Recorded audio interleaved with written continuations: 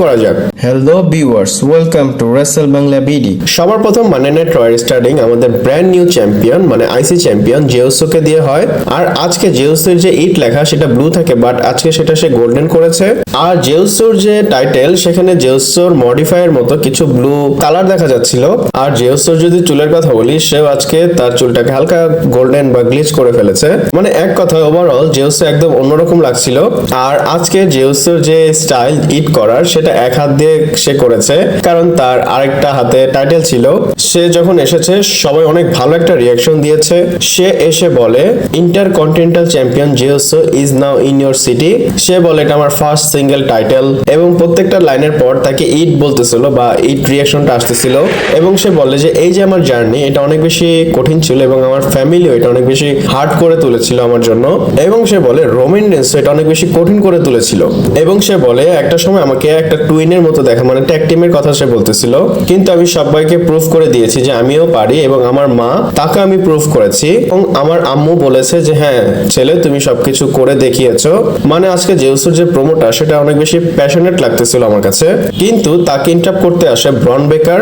আর আজকে ব্রন বেকার অন্যরকম ছিল, এমন না যে সবসময় সে একটু রাগান্বিত থাকে, সেরকমটা না। এবং সে এসে বলে যে আমি তোমাকে আজকে কোনো স্পেয়ার মারবো না, তোমার পার্টি আমি নষ্ট করবো না, জাস্ট আমি এটা বলতে চাই যে আমি তোমাকে রেসপেক্ট করি এবং আমি সেই টাইটেলটাকে রেসপেক্ট করি। এবং on that night you are better man, মানে সবকিছু মিলে সে অ্যাপ্রিসিয়েট করে জেউসোকে এবং জেউসোর সাথে হাত টাত মিলে সেখান থেকে চলে যায়। ব্রন বেকার যখন যাচ্ছিল জেউসো তাকে একটু আটকায় এবং সে বলে আজকে ইন্ডিয়ানাতে অনেক ডগস তারা বাক করতেছে এবং ক্রাউডরা বাক করা শুরু করেছে কুকুরের মতো। আর এটা আমার কাছে ভালো লেগেছে। ব্রন বেকারকে দেখে মনে হচ্ছে তাকে ওই টাইপের, মানে আগে যেমনটা ছিল তেমনটা দেখাচ্ছে না ডাব্লিউডাব্লিউ। এরপরে রে মিস্টেরিও ভার্সেস জেভিয়ার উডসের মধ্যে একটা ম্যাচ হয়। এই ম্যাচটা ভালোই ছিল, রে মিস্টেরিও আসে, জেভিয়ার উডসও আসে এবং এই ম্যাচের মধ্যে রে মিস্টেরিওর মাস্কটা খুলে যায়। আর আমার মনে হয় সেটা ইন্টেনশনালি ছিল না, আনফরচুনেট ভাবে মাস্কটা খুলে যায়। এর কারণে রে মিস্টেরিও ম্যাচটা হেরে যায়। মানে জেভিয়ার উডস যখন মাস্কটা খুলে ফেলে, রে মিস্টেরিওকে রোল আপ করে জেভিয়ার উডস স্পিন করে ফেলে এবং জেভিয়ার উডস জেতার পর যখন ব্যাকস্টেজে যায়, কোফি কিংস্টন তাকে কোশ্চেন করে যে রে মিস্টেরিও হচ্ছে হল অফ ফেমার, তুমি কি তাকে ইচ্ছা করে এই কাজটা করেছো? এবং সে নিজে থেকে বলে যে তুমি এইসব কি কোশ্চেন করতেছো, তোমার তো খুশি হওয়া উচিত যে আমি ম্যাচটা জিতে এসেছি। এবং কোফি কিংস্টন বলে যে আমি যে ম্যাচটা পেতাম বা আমার যে ম্যাচটা করার কথা ছিল জেউসের সাথে, সেটার জন্য আমি না, তুমি করবা নেক্সট উইক জেউসো ভার্সেস জেভিয়ার্স এর মধ্যে ম্যাচ হবে, যেটা আইসি টাইটেলের জন্য।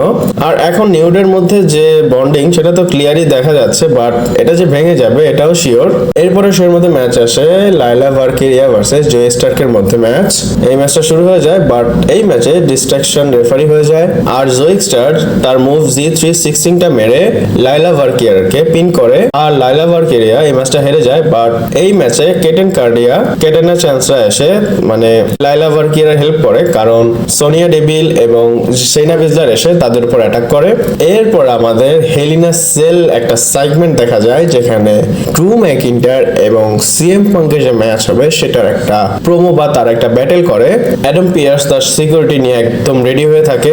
হেলিনা সেলটা নিচে নামে, তারপর সিএম পাঙ্কের এন্ট্রি হয় আর সিএম পাঙ্ক একদম নিউট্রাল এবং অ্যাগ্রেসিভ তার যে ফেস সেটা দেখা যাচ্ছিল।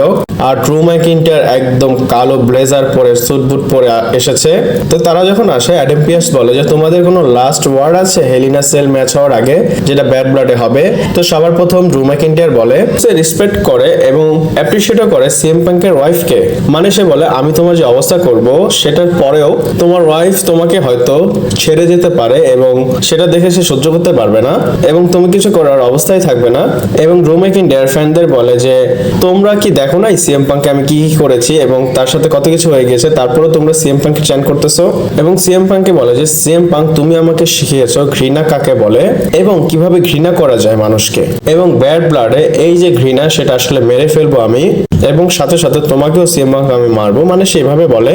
আর এইসব বলে ড্রু ম্যাকিন্টায়ার একটু ভাব নিতেছে যে আমি অনেক সেভিস লাইন বলেছি, কিন্তু সিএম পাঙ্কের তো প্রোমো এখনো বাকি। তো এটা বলে ড্রু ম্যাকিন্টায়ার যাচ্ছিল, সিএম পাঙ্ক কথা বলা শুরু করেছে এবং সে বলে যে আমি ভয়েস অফ ভয়েসলেস, মানে সে বুঝাতে যাচ্ছে যে আমার আসলে কোনো কিছু বলার অত বেশি দরকার নেই, কিন্তু তুমি হচ্ছে সন অফ আ বিচ, এই কথা সে ডাইরেক্ট বলে আজকে। আর ডাব্লিউডাব্লিউ এটা মিউট করেনি, তাই আমি ডাইরেক্ট আপনাদের সাথে শেয়ার করলাম।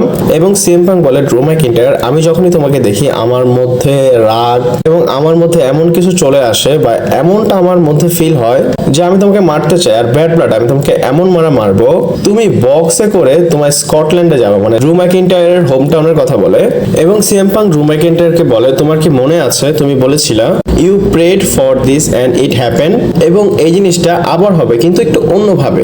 সিএম পাঙ্ক বলে, তোমার ফেসে যখন ব্লাড লেগে থাকবে আমি এটাকে হাত দিয়ে ধরবো, এবং তুমি যখন আকাশের দিকে তাকাবা তুমি আসলে গডকে দেখবা না, তুমি আমার কাছে চাবা যে আমাকে ছেড়ে দাও। আর I prayed for this it happen, এই কথাটা কিন্তু যখন ড্রু ম্যাকিন্টায়ারের সাথে সিএম পাঙ্কের প্রথম যে ফিউডটা হয়েছিল রয়্যাল রাম্বলে, সিএম পাঙ্ক ইনজুরি হওয়ার পর সে সিএম পাঙ্কের হাতের ইনজুরির কথা বলেছিল, যেটা ড্রু ম্যাকিন্টায়ার বলেছিল যে আসলে আমি এটা দোয়া করেছিলাম যেন হয়। আর এখন যে ফিউডটা এন্ড হতে যাচ্ছে সেখানে সিএম পাঙ্ক এই কথাটা নিয়ে আসছে, আর এইসব বলে সিএম পাঙ্ক মাইকটা ছুড়ে মারে এবং সে নিজে থেকে বলে I will see you in hell. আর ড্রু ম্যাকিন্টায়ার তাকিয়েছিল, সিএম পাঙ্কও তাকিয়েছিল, দেখে মনে হচ্ছিল তারা মারামারি করবে, বাট তারা তো আর মারামারি করতে পারবে না, এখানে সিকিউরিটি ছিল। আর এই সেগমেন্টটাকে আমি অনেক বেশি এনজয় করেছি। এরপরে ম্যাচ হয় LWO ভার্সেস জাজমেন্ট এর মধ্যে ম্যাচ, আর এই ম্যাচটা ভালোই ছিল। আর এখানে তারা লুচা সবাই ভালো পারফরমেন্স করেছিল, আর এখানে লিভ মর্গান ডিস্ট্রয় করে ফেলে। আর আপনারা জানেন এখানে ফিন বেলার ছিল না, শোয়ের শুরুতেই বলা হয়েছিল, বাট সেখানে চলে আসে আর তার হেল্পের কারণে জাজমেন্ট এই ম্যাচটা জিতে যায়। আর ফিন বেলার এখানে একটা ছোট প্রোমো কাট করে, সে বলে ডেমিয়ান প্রিস্ট কি বলেছিল, আমার মনটা বের করে আনবে, আমার কাছে তো মনই নেই। এবং সে বলে আমি প্রুফ করে দিব যে ডেমিয়ান প্রিস্টেরই জাজমেন্ট ডেকে দরকার ছিল। লিভ মর্গানও কিছু বলতে চায়, বাট তাকে ইন্টারাপ্ট করতে চলে আসে রিয়া রিপ্লি, কারণ তার সাথে ব্যাড ব্লাডে ম্যাচ হবে। আর এইসবের মধ্যেই ডেমিয়ান প্রিস্ট পিছন থেকে আসে, ফিন বেলার জাজমেন্টের উপর অ্যাটাক করে, আর ওই দিক দিয়ে লিভ মর্গান এবং ডমিনিকের উপর রিয়া রিপ্লি অ্যাটাক করে। আর রিয়া রিপ্লি কেজের ভিতর ডমিনিক মিস্টারকে আটকিয়ে ফেলার চেষ্টা করতেছিল, বাট লিভ মর্গান এসে তাকে সেভ করে। আর তাদের ব্রলের মধ্যে রিয়া রিপ্লি তার শুজ মানে জুতা বের করে ছুঁড়ে মারে লিভ মর্গানকে, আর সেটা দেখে লিভ মর্গান ভয় পেয়ে যায় এবং সে সাউন্ড করে। তাদের ব্রল তো এইদিকে সচ্ছে, আর ওই দিক দিয়ে ডেমিয়ান প্রিস্টের অবস্থা জাজমেন্টে খারাপ করে ফেলে। আর অনেক বেশি কোডি গ্রাস ফিন বেলার ডেমিয়ান প্রিস্টকে মারে, আর এন্ডে গিয়ে জাজমেন্ট ডে স্ট্যান্ড টল করে। নেক্সট ম্যাচ হয় চ্যাট গেবল ভার্সেস কোফি কিংস্টনের মধ্যে। তাদের ম্যাচ ভালো মতো হচ্ছিল, আর এইখানেও জেভিয়ার রুডস চলে এসেছে। এই ম্যাচে ট্রাবল ইন প্যারাডাইস যখন কোফি কিংস্টন হিট করবে তখন জেভিয়ার রুডস চ্যাট গেবলকে ধরে ফেলে, মানে সে আসলে কোফি কিংস্টনের হেল্প করতে চায়, বাট সেটা তার উল্টাটা হয়ে যায়। আর সেটার সুযোগ নিয়ে চ্যাট গেবল কেওস 3 মেরে এই ম্যাচটা জিতে যায়। আর কোফি কিংস্টনকে জেভিয়ার রুডস বোঝাচ্ছে যে আমি তোমার হেল্প করতে এসেছি, বাট ম্যাচ তো হেরে গিয়েছে কোফি কিংস্টন, এখানে আর কি করার। এরপর শোয়ের মধ্যে আসে ওয়ার্ল্ড চ্যাম্পিয়ন গুন্থার, সে তার ওয়ার্ল্ড চ্যাম্পিয়নটা নিয়ে চলে আসে। সে বলে লাইফ অনেক ভালো চলতেছে অ্যাজ এ চ্যাম্পিয়ন, আমি অনেক এনজয় করতেছি। সে বলে আমার কাছে লাক্সারি আছে, মানি আছে, সবকিছু আছে, কিন্তু একটা জিনিস যেটা আমি পছন্দ করতেছি না সেটা হচ্ছে স্যামি জেন, এবং সে বারবার আমার কাছে আসতেছে। এইসব বলতে বলতে স্যামি জেনের মিউজিকটা হিট হয়। স্যামি জেন বলে এতটাই যদি আনক্নোয়িং বা ইরিটেটেড মনে হয় তাহলে তুমি এটাকে সলভ করো, আসো আমরা এটা ফিক্স করি, তোমার যে টাইটেল সেটা অন দ্য লাইনে রাখো। এবং সে বলে এটা তুমিও জানো আমিও জানি, এবং তুমি এটা অ্যাডমিট করো যে তুমি আমাকে ভয় পাও। এটার অ্যান্সারে গুন্থার বলে যে আসলে তুমি আমার লেভেলে না। স্যামি জেন বলে আচ্ছা তুমি এটা বলতেছো, তাহলে আমি তোমাকে রেসলম্যানিয়াতে কিভাবে হারিয়েছি, এবং তুমিও জানো যদি সেকেন্ড বার আমাদের একটা টাইটেলের জন্য ম্যাচ হয় তুমি হারবা আমার কাছে, এর জন্য তুমি ম্যাচ করতে চাও না। এইখানে গুন্থার বলে যে হ্যাঁ আমি ভয় পাই, আমার রেপুটেশনটা আসলে নষ্ট হবে, কারণ আমার যে রেন্টটা ছিল সেটা এত বড় ছিল, এমন একটা লেভেলে চলে গিয়েছিল, আমি সেটা ভেবে অনেক বেশি এম্বারেস হই। সেই চ্যাম্পিয়নশিপের রেইনটা তুমি নষ্ট করেছো। আপনারা জানেন এদের ম্যাচটা হবে, বাট এখানে স্টোরিটা কিভাবে আসলে কাজ করতেছে একটাবার চিন্তা করে দেখেন, কত আগের কথা এখানে টেনে নিয়ে আসছে। এখানে গুন্থার বলে স্যামি জেন তোমার ফ্যামিলির তো দেখতে দেখতে অভ্যাস হয়ে গেছে যে তুমি শুধু হারো, তারা তোমার থেকে কোনো কিছু এক্সপেক্ট করে না, কিন্তু আমার ফ্যামিলি আমাকে নিয়ে অনেক বেশি এক্সপেকটেশন রাখে। আর এই যে সে কম্প্যারিজন করেছে স্যামি জেন এবং গুন্থারের ফ্যামিলির, সেটা অনেক বেশি অ্যাপিক ছিল। এটা শুনে স্যামি জেনের একটু অন্যরকম এক্সপ্রেশন ছিল।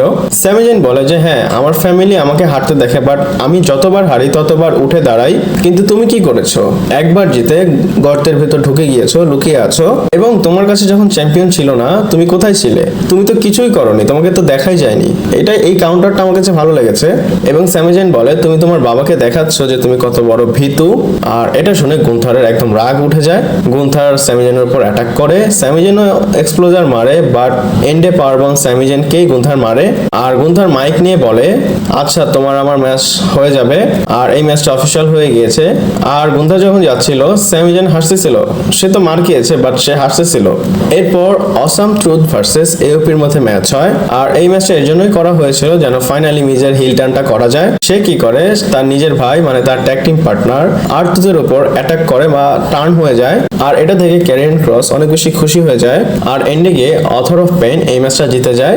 এরপরে হয় শো এর মেইন ইভেন্ট, সেটা হচ্ছে Braun Strowman versus Bronson Reed last monster standing match. আর এই ম্যাচটাকে ডাব্লিউডাব্লিউ খুব ভালোভাবে হাইপ করেছিল, আর এন্ট্রি করার সাথে সাথে এদের যে মারামারি শুরু হয়ে যায়। আর এটা ম্যাচের মতো ছিল না, এটা কেওসের মতো ছিল।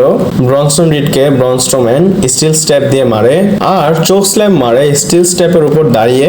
আর অ্যানাউন্সার ডেস্ক এটা একদম ব্রেক হয়ে যায়। রিং এর বাইরে অনেক বেশি চেয়ার সেট হওয়া ছিল, সেটাতেও ব্রনসন রিডকে ধাক্কা মেরে ব্রন স্ট্রোম্যান ফালিয়ে দেয়। এই ম্যাচে ব্রনসন রিড রোলিং স্ল্যামটাও মারে ব্রন স্ট্রোম্যানকে, কিন্তু যত যাই হোক দুইজনই স্ট্যান্ড টল করে ফেলে। আবার এই ম্যাচে প্রথম ব্যারিকেডটা ভেঙে যায়, কিন্তু যেখানে অ্যানাউন্সাররা বসে থাকে সেটাও ভেঙে ফেলে। আর এখানে হসপিটালের লোক চলে আসে ফ্যানদের কিছু হয়েছে কিনা। আর ওই দিক দিয়ে ব্রনসন রিড ব্রন স্ট্রোম্যানকে সুনামি মারে, কিন্তু কাউন্ট করার জন্য কেউ নাই। তো ব্রনসন রিড রাগ হয়ে তিনটা সিকিউরিটিকে ছুড়ে মারে, তারপর সে রেফারির উপর রাগ হয়ে যায় এবং তাকেও মারে। এবং অ্যাডাম পিয়ার্স চলে আসে। অ্যাডাম পিয়ার্স বলে যে কি করতেছো, ম্যাচ চলতেছে, রেফারিকে কিভাবে মারো তুমি। আর এখানে তো রিং সাইডে সবাই জড়ো হচ্ছিল। ব্রন স্ট্রোম্যান টপ রোপের উপর থেকে জাম্প করে, আর প্রত্যেকটা বডি আসলে ফ্লোরে পড়েছিল, মনে হবে যে বোম ফুটেছে। তারপর আস্তে আস্তে সবাই দাঁড়ায়। ব্রন স্ট্রোম্যানের অনেক বেশি রাগ ওঠে, ব্রন স্ট্রোম্যান রিং এর উপরে ওঠে, কিন্তু ব্রনসন রিড গিয়ে ব্রন স্ট্রোম্যানকে সুপারপ্লেক্স মারে। আর এইখানে যে স্পটের আমরা ওয়েট করতেছিলাম সেটা হয়, রিংটা একদম ভেঙে যায়। আর তাকে সুপারপ্লেক্স মারার পর ব্রনসন রিড একটু উঠার চেষ্টা করে, হুট করে একজন আসে এবং অ্যাটাক করে ব্রনসন রিডের উপর এবং স্টিল স্টেপের উপর ক্রাব স্টম্প মারে। আর সেটা কে ছিল আমি আর কি বলবো, সেটা ছিল সেথ ফ্রিকিং রলিন্স। আর সে খুব স্টাইলিশ ভাবে তার প্রতিশোধটা নিয়েছে, আর এটাতে ব্রন স্ট্রোম্যানের একটু হেল্প হয়েছে। আর ব্রন স্ট্রোম্যান দাঁড়িয়ে যায়, আর এই ম্যাচটা ব্রন স্ট্রোম্যান জিতে যায়। লাস্ট মনস্টার ম্যাচের তো এন্ডিং হয়েছে, কিন্তু এখানে সেথ রলিন্সের রিটার্ন হয়েছে। আর এইখানে অন্য একটা স্টোরি শুরু হবে, আপনারা সবাই জানেন। আর ভিডিওটা এই পর্যন্তই ছিল। যদি আপনাদের ভালো লেগে থাকে লাইক কমেন্ট শেয়ার সাবস্ক্রাইব করে পাশে থাকতে পারেন। পরবর্তী ভিডিওতে আবার দেখা হচ্ছে।